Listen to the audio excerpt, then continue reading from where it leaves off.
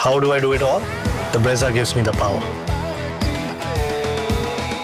Pakistan versus Bangladesh it is to kick off the last round of group stage fixtures at the Champions Trophy.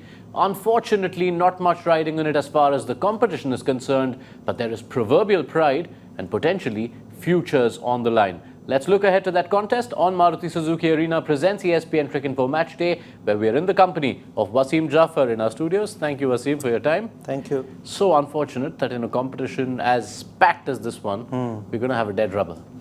It is indeed. I mean, you would want, every game to have some significance, and the teams are playing for that semi-final spot. But unfortunately, Group A was decided way too early. And that's probably the reason why it's kind of a dead rubber in this tournament. Yeah, and there are so many individuals, though, who will have a lot riding on this. You can't be certain. The one thing you can be certain of with both these teams, perhaps, is that there will be inquiries. There will be heads rolling. And if we consider individuals, let's start with Pakistan.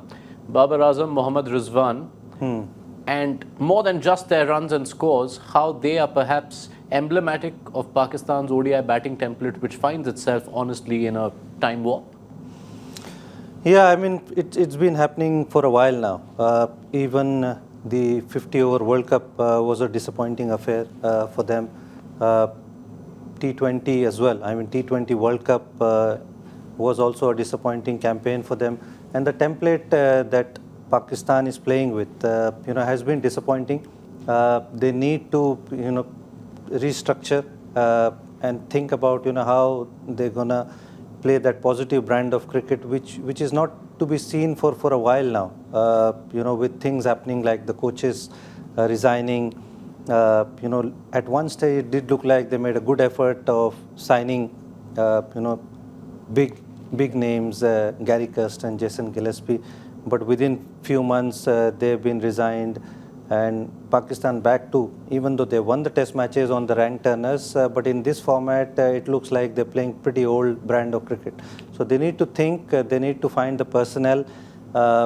In this tournament as well, the way Babar batted against England, not England. The game against New Zealand, yes. New Zealand, yeah. I mean, he very slow 50 in the contest of the game, only 20-25 runs in the power play. Losing 2 wickets is fine, but not having that intent in that power play. When you're chasing 316 and you score 25-28 runs in the power play without any intent is a cause of concern, and that has been happening. And straight away after 50, he plays a shot which he was not playing, for a while for the 50 that he's got. So those kind of things need to be looked at, and a message needs to be given to play a positive brand of cricket, and they need to be pretty strict about it. It won't happen otherwise, because if I go back to 2 or 3 years back, they looked like winning an Asia Cup. They lost in the final to Sri Lanka, if I remember. They looked like winning the T20 World Cup against England. For Ben Stokes, it looked like Pakistan was certain. But after that, it came pretty downhill. The cricket has come downhill, and they need to restructure it with very serious intent. There is a somewhat similar storyline if you consider the Bangladesh batting. They too have a couple of veterans almost. Mushfiqur Rahim has been here forever. Mahmudullah has been around so long. You've spoken enough times about how it's almost frustrating that they often bat at 5, 6 and 7, don't take the onus. But even that position aside, when you consider the age, when you consider that Bangladesh do have a couple of younger batters who've shown they could belong here, do Bangladesh need to start looking beyond the likes of Mushfiqur and Mahmudullah? They need to, they need to. And the concern I feel is the big players not standing up in big tournaments. We've seen only Shakib do that in 2019 World Cup, where he could have easily been a player of the tournament. But Mushfiq, Mahmudullah, even Tamim for that matter before, not standing up and be counted in big tournaments where you need your senior players to perform at their best. Even the youngsters, they need to be a lot more consistent. We've seen that these players are playing. Shomu Sarkar for that matter. Tanzid Hasan has been there for a while. I've seen him. But we are not seeing those big scores from those players. And that's a concern when you come into an ICC event. They participate in literally 22 ICC tournaments I've been reading, and they haven't made one semi-final. So that is a cause of concern. Yeah, I think just the one, the last time the Champions Trophy happened. But yeah, rain played its the part World there. Cup and T20 World Cup and the 50-over World Cup, that has been a concern. And it looked like, again, same as Pakistan, where they played Asia Cup final. They looked like, they played Champions Trophy semi-final. And after that, it again came downhill. So, those are again cause of concern. And these senior players need to take onus. But I feel they need to look at that 2026 T20 World Cup as well as that 50-over World Cup and think if these guys are not going to be there, they need to look elsewhere. Yeah, one batter we didn't bring up was Mehdi Hasan Miraz, who was talked up as a potentially massive player for them. He's been contributing with both bat and ball. Even he, if you look at this campaign, just flattered to deceive.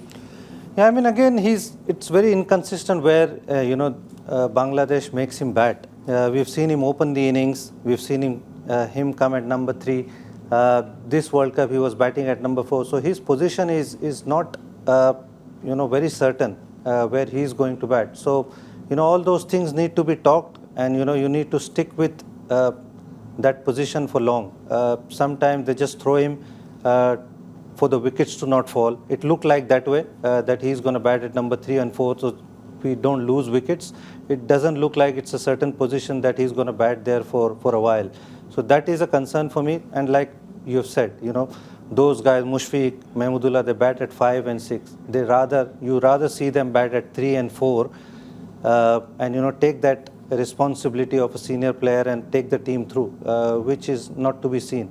You don't want to make it seem like all doom and gloom if you consider positives, and you do have to dig a bit given the kind of matches they've had.